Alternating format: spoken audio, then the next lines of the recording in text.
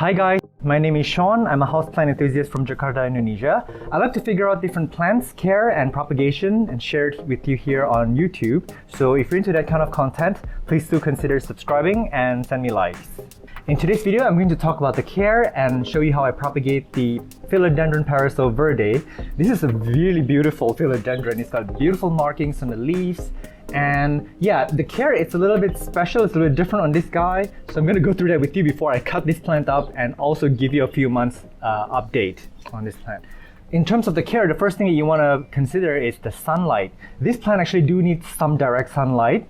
As you can see here, there are different markings on the leaves. Some of them are more green, and then over here we have some that is very, very variegated, a lot of spots. And this is the period of time when I had it out on my open area where it gets afternoon direct sunlight. Keep in mind though, they do burn if you give it like full sun, but direct sunlight is what's going to give them that variegation. It's going to let them push out that white spots.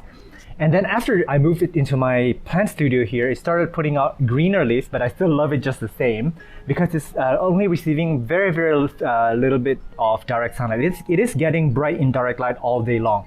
So if you don't mind these, I mean, it's still variegated, don't get me wrong, it's just not as crazy as these. But if you don't mind getting these splashy variegated leaves, give them just bright indirect light or most home conditions. However, if you want to give them the extra sunlight, they will give you that crazy, beautiful, exaggerated variegation. And this plant is a very fast grower. It doesn't need a pole. It wants to climb onto something, so give it a moss pole to cling onto. In terms of their potting mix, of course, it's a philodendron. I use my aroid potting mix for it, which is coconut chips, perlite, burnt rice hulls, worm casting. As for fertilizing, I do use many different types. I use Grow More chemical fertilizer. I use Osmocote slow release, also chemical fertilizer, and I do use some worm casting on it as a natural fertilizer. I don't really have any pest issues on this plant. However, I want to bring up something really interesting. There's actually spots on the leaves which are actually extrafloral nectaries. This is a phenomenon that a lot of plants do, and I believe a lot of my philodendrons do it. And it's a defense mechanism where they secrete sugar out of their leaves and also their stem.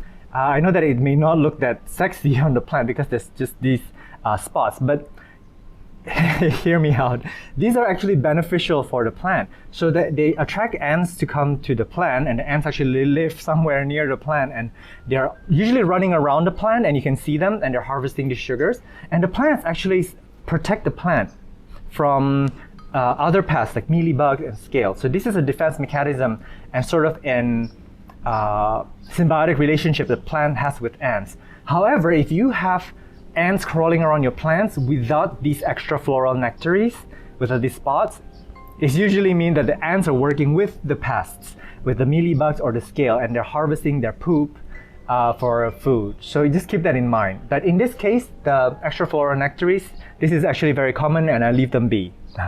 So I've actually prepared a moss pole for this, and I've put sphagnum moss on each node of the plant, and this is just so that the root can grow into the moss pole, and it's a method of air layering propagation where the roots are already developed before I even cut up the plant. Yeah, I'm going to propagate this into many plants today. I'm going to harvest this. I got this plant when it was not that expensive before the COVID, and yeah, the prices are insane now. I may sell them soon after the cuttings I've took. I may keep a few for myself, and I'm gonna take that money to buy even more plants. So yeah, I'm gonna, I guess, get started with this plant. But first of all, I want to quickly show you that this plant has actually rooted really well, again with the sphagnum moss. But even the areas that are not rooted into the sphagnum moss over here, because it lived behind my wall of shrubs, it actually rooted into the wall. So I've got really beautiful aerial roots forming. And even in the top node here, keep in mind there's actually already some good aerial roots where I'm pretty confident. I may propagate the top cutting in water because there is just this amount of aerial roots up here. Even though I can probably stick this straight into soil or into sphagnum moss first, but I might go with the water route because it is the safest option for me. And also, I know that you can't see the top here because it's off the frame, but the last leaf, the top leaf, has unfurled and it has hardened, and that's the right time to propagate it. You don't want to propagate a plant when the top cutting is still unfurling, it's still a new shoot that is developing, because when you cut that off, the whole cutting may die off, because the plant is actually, the cutting is actually preparing all its energy to hardening that leaf, preparing that leaf for success instead of putting out roots. I don't know if I make myself very clear. So always wait for the right time to propagate your plants. Hi, yeah, I hope you can see everything better now. The plant is actually really tall. So I've got my sterilized pruning shears, and I'm gonna go ahead and start taking off the top cutting. And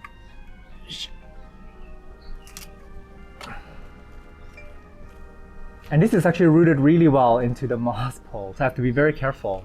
I don't want to break the roots.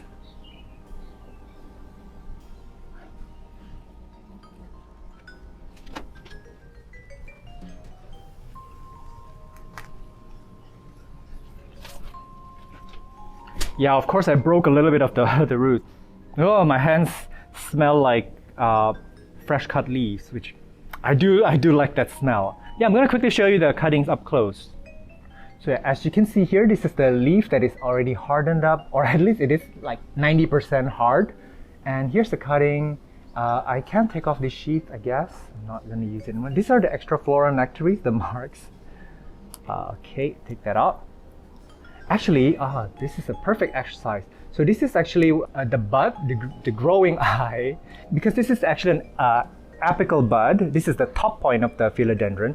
The growth is going to be coming out from here, the new leaf. However, if this didn't have this apical dominance, if I took one of the lower leaves, the new leaf is going to emerge from this bud. Exactly. So if you have a variegated monstera, just look at the lines of the variegation and look at the bud. If the bud meets the line of the variegation, the new leaf is going to be variegated. However, if this is the all green part of the variegated monstera, you're not going to get the variegation. Sorry, I couldn't show this on my variegated monstera videos because that plant did not have such a beautiful and obvious growing bud. So this is the anatomy of every cutting, is that you need a leaf, you need a node, you need some aerial roots, this is where the root's going to be, and you need a growing bud, or an apical dominance, an apical bud here, which is where the new growth is coming from. The new leaf may come out small or deformed, but the next one should be doing well. Or if this leaf doesn't make it, if it dries off and dies, I can just cut it and the new growth will emerge here instead. So yeah, and this is why you need to be aware of like your leaf to root ratio. Like if you have tiny amounts of roots, but you have, let's say, 3 leaves, the small roots are not going to be able to support 3 leaves. So the cutting may die. You may lose 2 leaves, you may lose all 3 leaves and may die. So this is a good balance where you have only 1 leaf and a pretty good amount of roots. I'm even considering propagating this in moss instead of water, because this roots is already looking pretty nice. I'm actually going to spray down the roots with a little bit of water, only because I want it to be slimier, like where it can sort of slide off the pole easier, because right now it's pretty dry and it's just clinging onto the pole. So let me do that.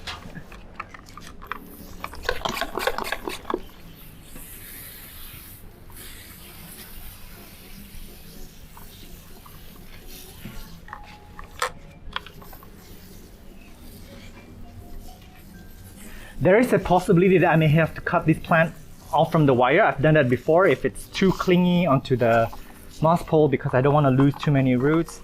But let's see, we'll cross that bridge when we come to it. You can't see me, of course, the camera's like way up here. Sorry. Okay. All right, and off to my next cut. This is really rooted in the...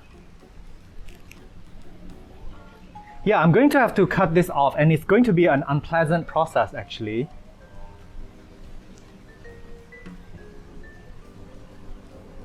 Yeah, so bear with me. Hang on. So yeah, I've got my really sharp pruning shear. This is rusted, so I'm not really using this for plants anymore, and I find that they're pretty good at cutting wire. This may turn into a really long video. I may probably fast forward this portion.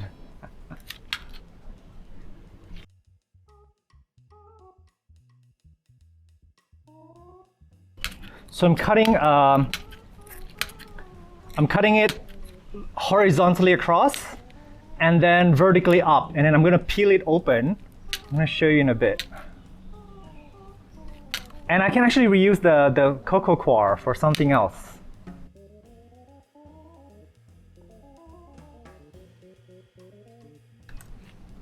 Alright, so yeah, that's the top of the moss pole. And I'm gonna peel these open. As you can see, this mesh just comes right off. And then now I'm gonna release the philodendron, release the roots. I see some beautiful roots in there. Oh.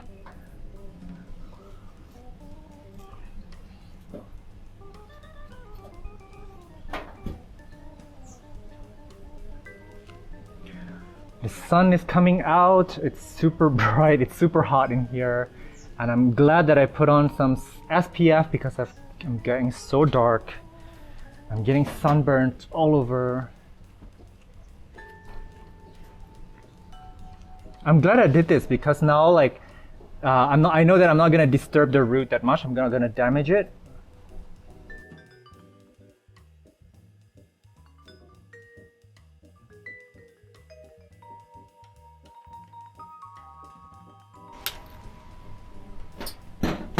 Beautiful. All right, so I'm gonna make a cut above and here.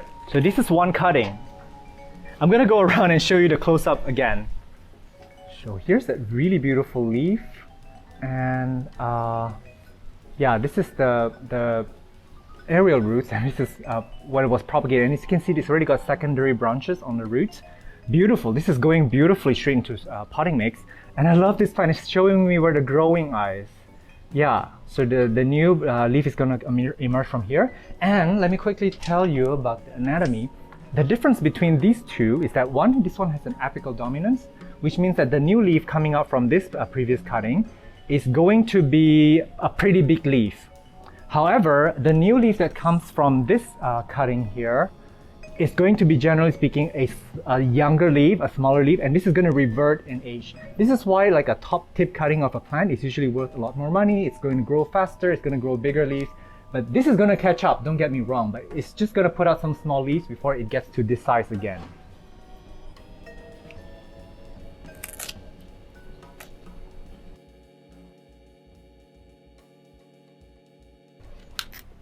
I'm going to start releasing the other leaves as well from the moss pole. It's really rooted very well into the moss pole. In hindsight, I guess the sphagnum moss air layering was not necessary because it's too much. Right now I have way too much roots here. Ugh.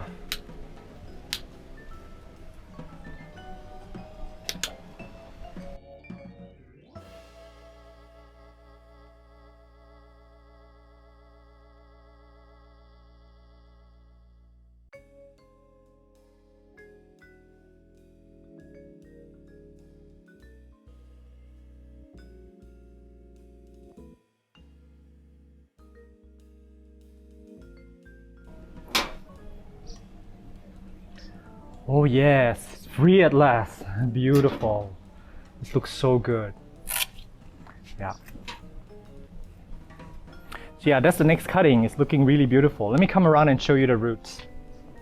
So here's that next leaf. As you can see, because it's not in strong direct sunlight, and I don't mean full sun, but I mean just like direct sunlight, like right now, like if you can see there's direct sunlight on it, it actually likes that. But this plant was in bright indirect light. That's why the variegation is now a little bit different. It's a little bit lost. It's a little bit splashier compared to some of the lower leaves that I'm going to show you in a bit. But here's that root. So I want to show you some root porn here. Beautiful. This is going straight into the soil. Yeah.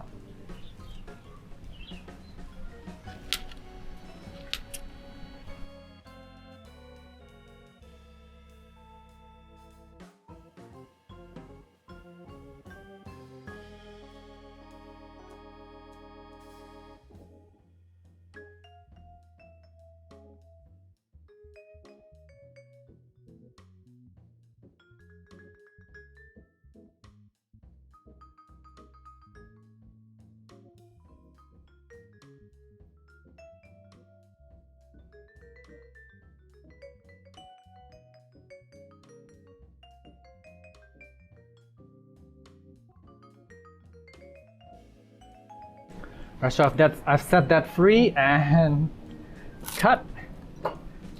snip. There you go.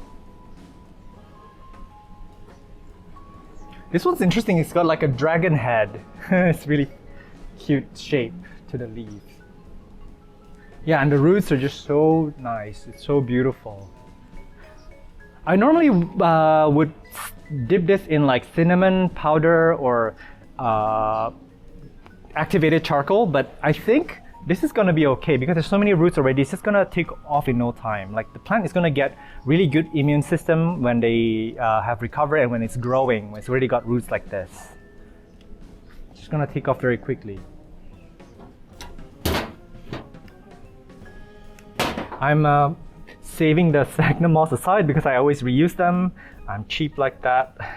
As long as there's no pests, I usually reuse my potting mix, especially my sphagnum moss.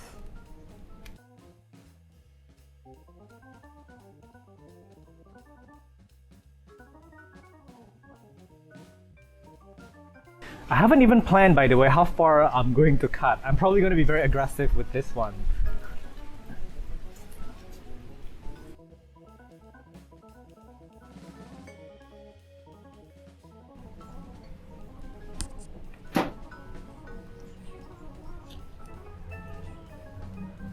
Oh my god, the roots are so beautiful. There's a lot of it. Oh, it's coming right off. This is very nice. Can't wait to show you.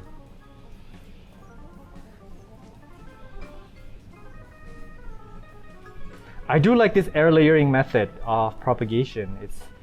It's just so instant. Like this plant is ready to just take off. It doesn't need, it's already propagated, technically speaking.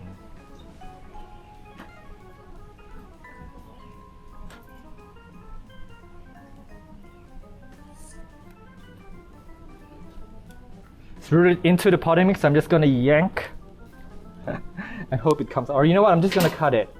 It's just so jammed there, but it's got so many roots already. I'm happy. Yeah, see? This is more than we need actually to start the plant. It's got a growing eye here, very nice. Yeah, so that's my other cutting. And it's beautiful. Look at the leaf.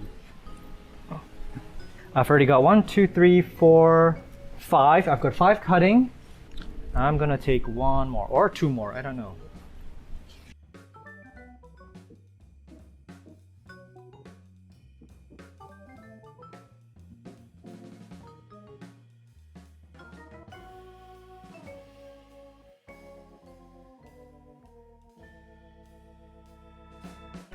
Okay, moment of truth. Let's see if you have any roots on you. So far, not a lot. I see some in there. Yeah, this one, this is a really beautiful leaf. Look at the variegation of this. So nice. But this doesn't have a lot of roots, so I may actually grow this in sphagnum moss first because it's like a more sterile environment.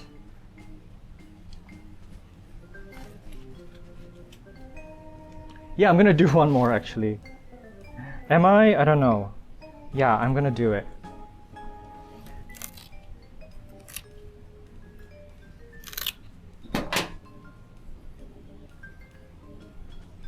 And this one's rooted straight into the soil actually. This is gonna be very difficult to take out. Oh, not that difficult actually. Hang on. One more. Come on. I'm being very forceful. I'm so sorry. Okay, it's okay. I mean, I could technically unpot this and carefully unravel the roots, but not today. It's just not that kind of day.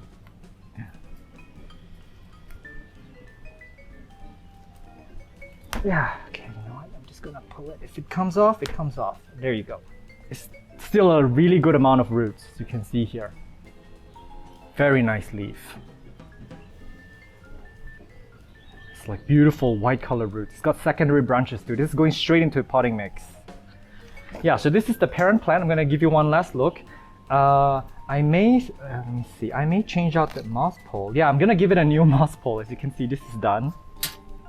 So yeah, I'm gonna pot these guys up and I'll see you guys in a bit. I'm not gonna show you my potting process, that will bore everybody.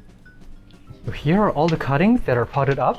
There are 7 in total. I decided to put 2 of them in sphagnum moss, including this top cutting.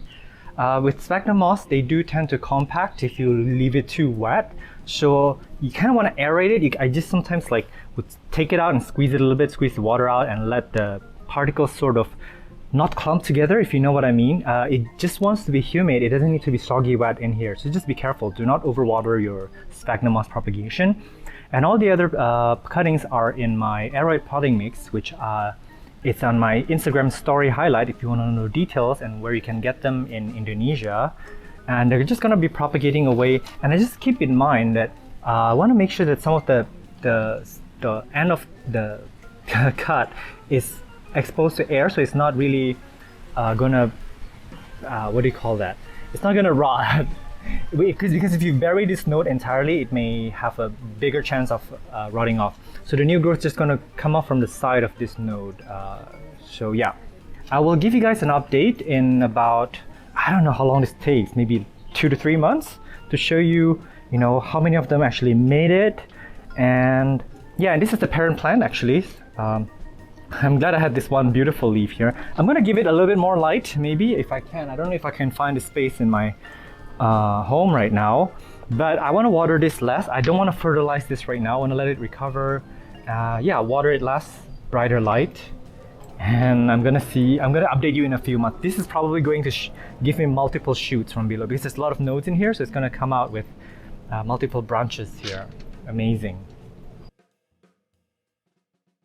Here's a 6 weeks update on the plant.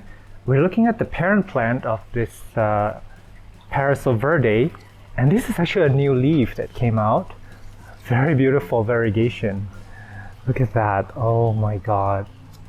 Welcome. It's still very soft, so it's gonna harden up, and the pink rim is just so cute.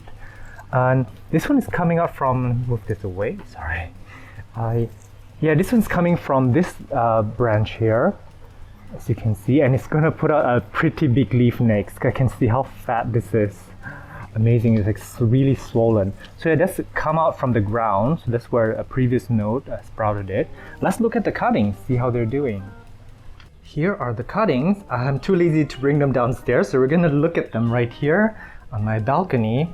This is again getting northeast sunlight, and right now it's December, so the sun is behind us. This area is getting really good bright indirect light with maybe a tiny bit of direct sunlight.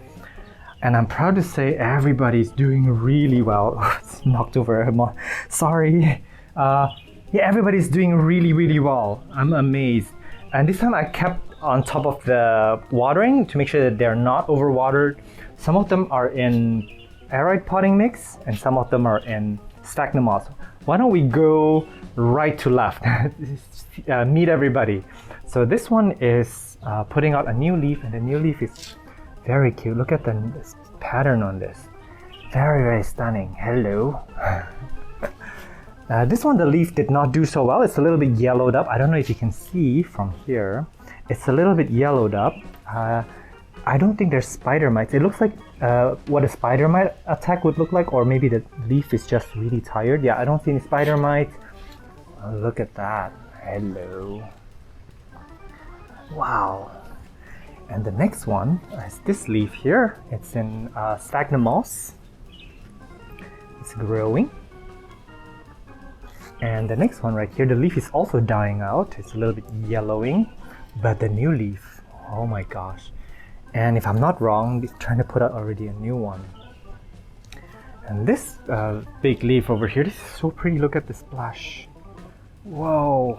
This is a really stunning philodendron that is very easy to care for, very easy to propagate, and grows really fast. And I'm gonna tell you with example how fast this is in comparison to other philodendrons.